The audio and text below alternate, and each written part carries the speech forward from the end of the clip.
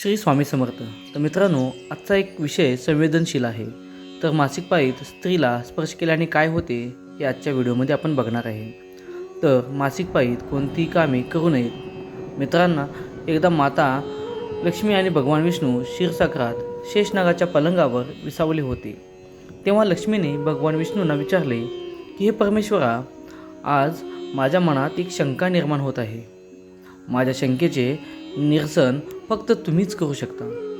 भगवान विष्णू म्हणतात, अगं प्रिये, तुझ्या मनात जे काही शंका असेल ती न डगमगता मला विचार.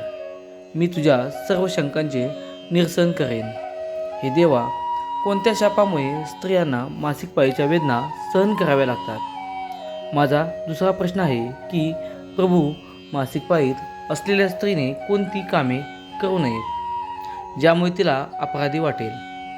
भगवान विष्णू म्हणतात, हे देवी, आज तू मानवजातीच्या कल्याणासाठी खूप चांगला प्रश्न विचारला आहेस. तुमच्या या सर्व प्रश्नांची उत्तरे मी देतो. त्यासाठी तुम्हाला प्राचीन कथा ऐकावी लागेल. खूप मोठे पुण्य व शिकवण या कथेतून मिळेल.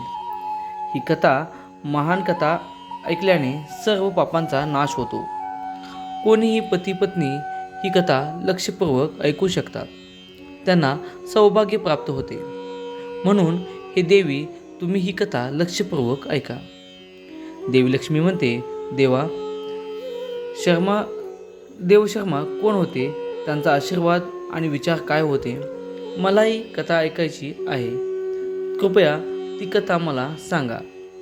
ती लक्षपूर्वक ऐकते. भगवान विष्णू म्हणतात, हे देवी, प्राचीन काळातली गोष्ट आहे. मध्य प्रदेशात एक अतिशय सुंदर नगर होतं. त्या नगरामध्ये देवशर्मा नावाचा ब्राह्मण राहत होता. देवशर्मा यांना सर्व धर्मग्रंथ आणि वेदांचे ज्ञान होते. अत्यंत हुशार, प्रतिभावान आणि धार्मिक कार्य करण्यात देवशर्मा व्यस्त असत. सर्व जातीचे लोक त्यांना खूप मान देत असत. तो रोज यज्ञ, दान आणि सायंकाळची पूजा करत असे. त्यांना प्राणी, मित्र, नातेवाईक आणि संपत्ती यांचे आशीर्वाद मिळाले. देवशर्मा यांच्या पत्नी खूप सुसंस्कृत होते. ती एक महान चारित्र्यवान स्त्री होती, सद्गुणी होती. मग एके दिवशी देवशर्मा यांनी त्यांच्या घरी सत्यनारायणाची पूजेची योजना केली आणि सर्व ब्राह्मणांना वैयक्तिकरित्या आमंत्रित केले. त्यांनी तेथे राहणाऱ्या सर्व लोकांना पूजा आणि भोजनासाठी बोलावले. त्यानंतर पूजेच्या दिवशी सर्व ब्राह्मण त्यांच्या घरी आले. देवशर्मा यांनी सर्व ब्राह्मणांची विधीपूर्वक पूजा करून त्यांचा सन्मान केला. मग त्यांनी सर्व ब्राह्मणांना घरात बोलावून सुंदर आसनावर बसवले आणि मिठाई दिली. ब्राह्मणांना भोजन दिल्यानंतर त्यांनी भगवंताचे स्मरण केले आणि सर्वांना वस्त्रदान इत्यादी दान करून निरोप दिला. त्या सर्व ब्राह्मणांनी देवशर्माला आशीर्वाद दिला आणि देवशर्माला आशीर्वाद दिल्यानंतर ते तेथून निघून गेले.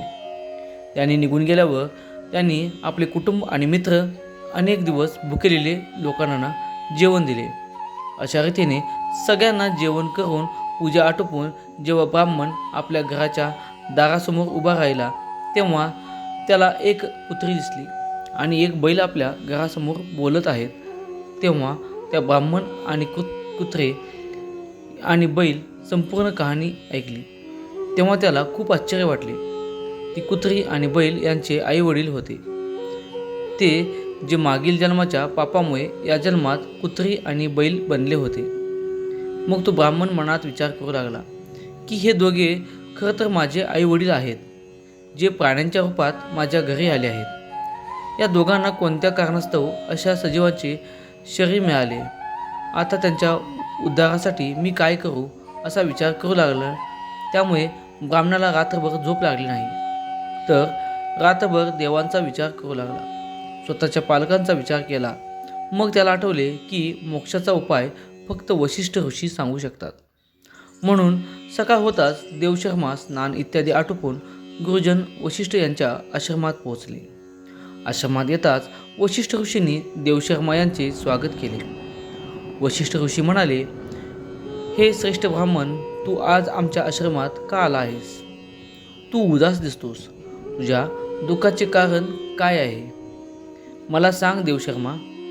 असे म्हणतात, हे मुनीश्वर, मी तुम्हाला नमस्कार करतो. तुमच्या दर्शनाने आज माझा जन्म सफल झाला आहे, धन्य झाला आहे. तसेच हे मुनीश्वर, आज मी तुमच्याकडे शंका घेऊन आलो आहे. कृपया फक्त तुम्हीच मला या दुःखातून बाहेर काढू शकता. मी अत्यंत दुःखी आणि अशक्त झालो आहे. वशिष्ठ जे म्हणतात, हे ब्राह्मण, दुःखी होऊ नकोस. तुझ्या मनात कोणती शंका असली तर ती न डगमगता विचार. मी तुमच्या शंकांचे नक्कीच निरसन करेन. मग देवशर्मा म्हणतात, हे मुनीश्वर, काल माझ्या घरी सत्यनारायणची पूजा ठेवली होती आणि अनेक ब्राह्मण आणि भुकेलेल्या लोकांना मी अन्नदान केले. विधिवत पद्धतीने देवाची पूजा केली. तेवढ्यात एक कुत्री आणि एक बैल माझ्या दारात आले. दोघेही घरासमोर उभे राहून बोलत होते. सर्वप्रथम कुत्री बैलाला बोलली, असे म्हणू लागले की हे परमेश्वरा, आज घडलेली घटना, एक आमच्या मुलाच्या घरी ब्राह्मणाच्या जेवणासाठी ठेवलेले दूध, काल त्या दुधाच्या भांड्यात एका सापाने तोंड घातले होते आणि त्यामुळे विष निर्माण झाले होते. हे पाहून मला काळजी वाटू लागली. तर दुधापासून पूजेसाठी अन्न तयार होणार होते. दूध सगळ्यांनी खाल्ले असते तर ते मेले असते. म्हणून मी त्या भांड्यातील सर्व दूध प्यायले. जेव्हा सुनेची नजर माझ्यावर पडली तेव्हा तिने मला बेदम मारहाण केली. त्यामुळे माझ्या शरीराला आजही त्रास होत आहे. मला खूप वेदना होत आहेत. म्हणून मी दुःखी आहे. मला हे दुःख सहन होत नाही. कुत्रीचे बोलणे ऐकून बैल खूप दुःखी झाला. आपली कहाणी सांगू लागला. आता मी तुला माझ्या दुःखाचं कारण सांगतो. मागे जन्मी या ब्राह्मणाचा मी बाप होतो. आता आज या ब्राह्मणाने सर्व लोकांना जेवण दिले, पण त्याने माझ्यासमोर गवतही ठेवले नाही आणि तसेच मला प्यायला पाणी दिले नाही. या कारणामुळे मी खूप दुःखी आहे. मग देवशर्मा म्हणू लागले की माझ्या आईवडील असे कुत्रे आणि बैलासारखी बोलतात. असे पाहून मला खूप वाईट वाटले. मला रात्रभर या विचाराने झोप येत नव्हती. मला प्रत्येक क्षणी काळजी वाटत होती की मी कधीही कोणतीही पाप केले नाही. नेहमी धार्मिक कार्य केले. माझ्या आईवडिलांना असा त्रास सहन करावा का लागतो? म्हणून मी आज तुमच्याकडे आलो आहे. कृपया तुमच्या योग्य सामर्थ्याने उत्तर शोधा आणि मला सांगा की माझ्या आईवडिलांची अशी दुर्दशा का झाली आहे आणि त्यांच्या उद्धारासाठी मी कोणती कृती करावी. गुरुजन दिव्यदृष्टीने त्या ब्राह्मणाच्या आईवडिलांच्या मागील जन्माचे कर्म पाहतात आणि देवशर्माला म्हणू लागतात की हे ब्राह्मण, तुझ्या आईवडिलांनी त्यांच्या मागील जन्मात गंभीर पाप केले आहे. हे त्या पापामुळे त्यांची आज ही अवस्था झाली आहे. देवशर्मा म्हणतात, गुरुदेव, कोणत्या पापामुळे माझ्या आईवडिलांची अशी दुर्दशा झाली आहे? कृपया सविस्तर सांगा, मला जाणून घ्यायचे आहे. मग वशिष्ठ सांगतात, हे बालका देवशर्मा, लक्षपूर्वक ऐक. हा बैल तुझा बाप आहे. मागे जन्मात कुंडी नगराचे थोर ब्राह्मण होते. त्या दिवशी त्यांनी एकादशीचा उपवास करून भोजन केले. एकादशीच्या दिवशी दानधर्म केला नाही. आपल्या घरात असलेल्या गायींना कधीही चारा दिला नाही. त्यांनी आपल्या मित्रांचे श्राद्ध नीट केले नाही. त्यांच्या मागच्या जन्मी तुझ्या वडिलांनी तुझ्या आईची तुझ्या मासिक पाळीचा समागम केला आणि या पापामुळे त्यांनी या जन्मी बैलाचे रूप धारण केले. आता तुझ्या आईबद्दल ऐक. तुझ्या आईने मासिक पाळी असताना जेवण बनवले. धार्मिक विधी करताना देवी तुळशीला पाणी अर्पण केले.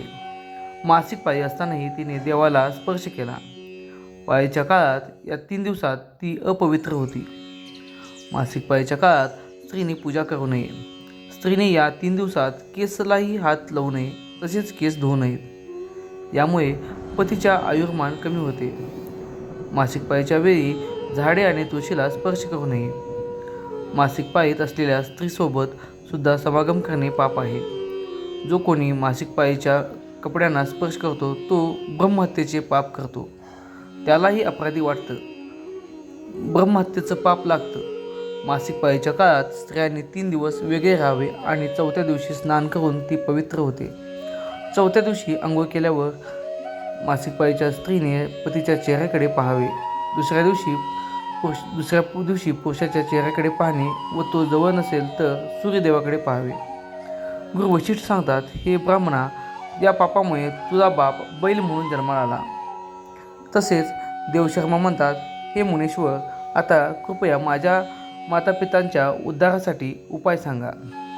गुरु म्हणतात, हे ब्राह्मण, कोणत्याही अमावस्येला त्या दिवशी तू श्राद्ध आणि तर्पण कर आणि आई वडिलांच्या उद्धारासाठी दान कर. गायीची सेवा कर आणि गायीला मिठाई खाऊ घाल. तरी पण आपल्या आईवडिलांच्या उद्धारासाठी देवाकडे प्रार्थना कर. मग तो ब्राह्मण तेच करतो आणि मग त्याच्या आईवडील सर्व पापापासून मुक्त होतात. भगवान विष्णू म्हणतात, माता लक्ष्मी देवी, मी तुला सांगितले आहे की मासिक पाळीत स्त्रीने कोणतीच कामे करू नयेत. आता मी तुम्हाला सांगतो कोणत्या कारणास्तव स्त्रीला मासिक पाळी सहन करावी लागली. तसेच सत्ययुगामध्ये काल नावाने प्रसिद्ध असलेला राक्षस होता. तो राक्षस असल्यामुळे त्याचा स्वभाव देखील अतिशय उग्र होता आणि तो नेहमी लढायला तयार असायचा. मग एके दिवशी वृत्तासुरासह सर्व राक्षस वर्ग लोकांस लढू लागले, युद्ध करू लागले. त्या राक्षसाकडे खूप शक्तिशाली शस्त्र होते, जी देवता सहन करू शकले नाहीत आणि ब्रह्मदेवाकडे पळून गेले. तेव्हा ब्रह्मदेवाने त्या राक्षसांचा पराभव करण्याचा उपाय सांगितला.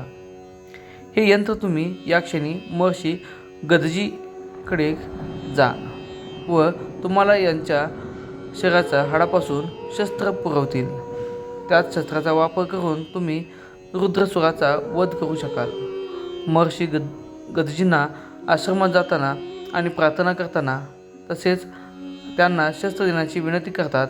मग जगाच्या कल्याणासाठी महर्षी गदजी आपल्या शरीरातील हाडांपासून शस्त्र तयार करतात. या शस्त्रापैकी एक वज्र नावाचे शस्त्र आहे, जे भगवान इंद्राने धारण केले आहे. त्यामुळे राक्षसाचा अंत होईल. सर्व देव दानवाशी युद्ध करण्यासाठी आकाशात जमा होतात आणि युद्धात तुटून पडतात. अग्निदेवाला अग्नीच्या हल्ल्याच्या जबाबदाऱ्या पेलाव्या लागतात. अग्नीच्या प्रभावामुळे शरीराचा प्रत्येक अवयव जळू लागतो. मग इंद्रदेव पाण्याचा वर्षाव करतात आणि राक्षसांना बुडवतात. त्यामुळे राक्षस गर्जना करू लागतात. अशा रीतीने अनेक दिवस हे युद्ध चालू राहते. देव व दानवामध्ये भयंकर युद्ध सुरू असते. तेव्हा देवराज इंद्र आणि रुद्रासूर समोरासमोर येतात. दोघांमध्ये युद्ध होते. त्यानंतर देवराज इंद्र आपल्या वज्राच्या जोरावर रुद्रासुराचा वध करतात. रुद्रासुराचा वध त्याच्या शरीरातील ब्रह्महत्या त्याच्या शरीरातून बाहेर पडते. इंद्राचा पाठलाग करू लागते व ब्रह्महत्या इंद्राच्या शरीरात प्रवेश करते. त्यामुळे इंद्राला ब्रह्महत्येचे पाप लागते. देवराज इंद्र ब्रह्मदेवाकडे जातो आणि त्याला ब्रह्महत्यापासून मुक्ती मिळवण्यास सांगतो. तेव्हा ब्रह्मदेव ब्रह्महत्येला इंद्राच्या शरीरातून बाहेर येण्याचा आज्ञा देतात. ब्रह्महत्या इंद्राच्या शरीरातून बाहेर पडतात आणि म्हणतात, हे परमपिता, आतापर्यंत मी रुद्र राक्षसाच्या शरीरात वास करत होतो, कारण त्याने अनेक ब्रह्महत्या केल्या. त्यामुळे इंद्राने त्याचा वध केल्यावर मी इंद्राच्या शरीरात वास करू लागलो. आता कृपया मला योग्य जागा द्या, मी जिथे राहू शकतो. मग ब्रह्मदेव म्हणतात, हे ब्रह्महत्या, मी तुला तुझे योग्य स्थान देतो. तेव्हा ब्रह्मदेव म्हणाले की ब्रह्महत्याचा वध केल्यावर तुला एक चतुर्थांश भाग अग्नीच्या आत राहील. जो अग्नीला यज्ञ करत नाही तेव्हा त्याच्या शरीरात प्रवेश करा. तुझ्या शरीराचा दुसरा भाग पाण्याखाली राहील, जो पाण्यातून मलमूत्र विष्ठा करतो. तुम्ही त्याच्या शरीरात प्रवेश करा. आणि तिसरा भाग झाडे, वृक्ष आणि झाडांमध्ये राहील.